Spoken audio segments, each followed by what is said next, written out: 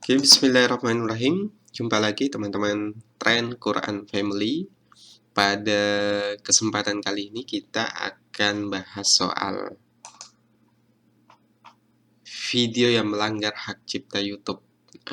Kasusnya seperti Gen Halilintar atau Deddy Corbuzier, itu seperti apa.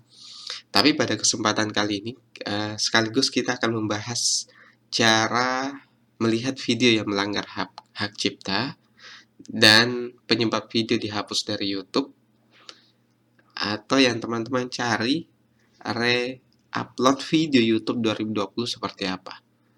Jadi terkait ini, video re-upload bisa dimonetize, itu akan kita jawab pada video ini.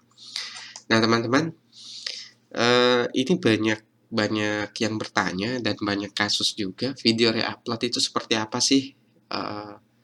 Apakah masih bisa dimonetize apa tidak? Nah ini kita lihat langsung di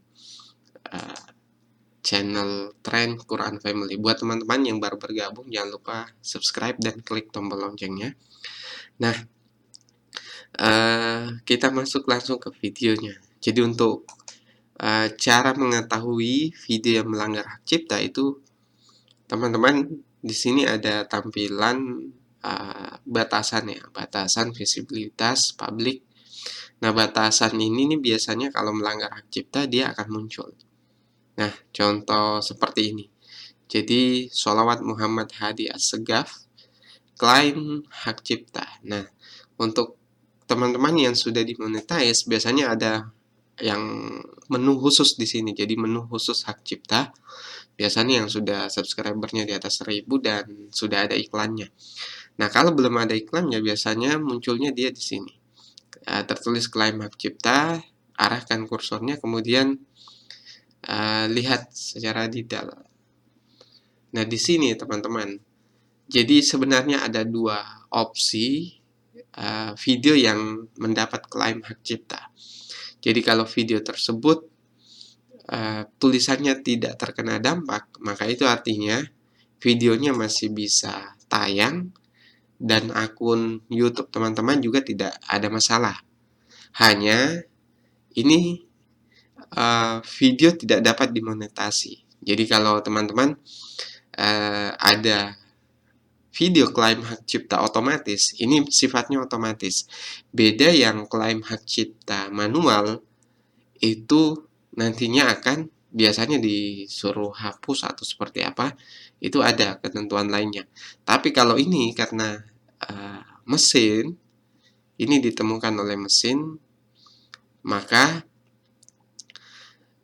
videonya itu tidak akan dihapus dari YouTube dan akun teman-teman juga tidak ada masalah. Hanya saja kalau ada iklannya, itu iklannya bukan dari akun teman-teman, tapi seperti contoh ini dia akan masuk ke pemilik hak cipta. Jadi Believe Music ini akan dapat penghasilan dari iklan yang Anda upload.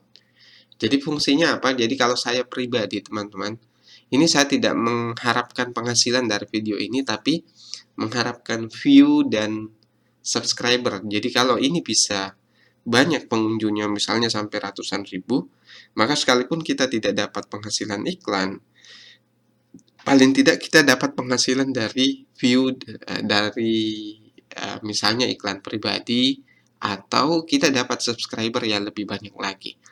Nah, misalnya teman-teman tidak mau video ini ada di channel teman-teman karena misalnya tidak suka reupload dan tidak suka kalau ada video orang lain, mau lebih profesional lagi. Nah, ambil tindakan, pilih tindakan, ada banyak pilihan. Biasanya ada 3, ada trim segmen, atau sengketakan. Ada juga biasanya menghapus audio, tapi ini berbeda-beda teman-teman. Karena ini biasanya karena gambar dan audionya ini melanggar hak cipta, maka ini bisa hanya ada trim segmen. Beda misalnya kalau audionya saja yang melanggar, ini ada 2 pilihan, misalnya menghapus audio dan sebagainya. Nah, kalau misalnya ini buatan teman-teman, terus mau diklaim, ini silahkan klik sengketakan dan ikuti proses selanjutnya. Jadi kurang lebih seperti itu teman-teman. Jadi kalau mendapat video yang melanggar hak cipta seperti ini. Jadi video yang dihapus oleh YouTube itu biasanya itu videonya diklaim secara manual oleh pemiliknya. Kalau mesin yang menemukan itu biasanya tetap bisa tayang tapi tidak bisa dimonetize. Jadi buat teman-teman yang bertanya video re-upload bisa dimonetize itu jawabannya tidak.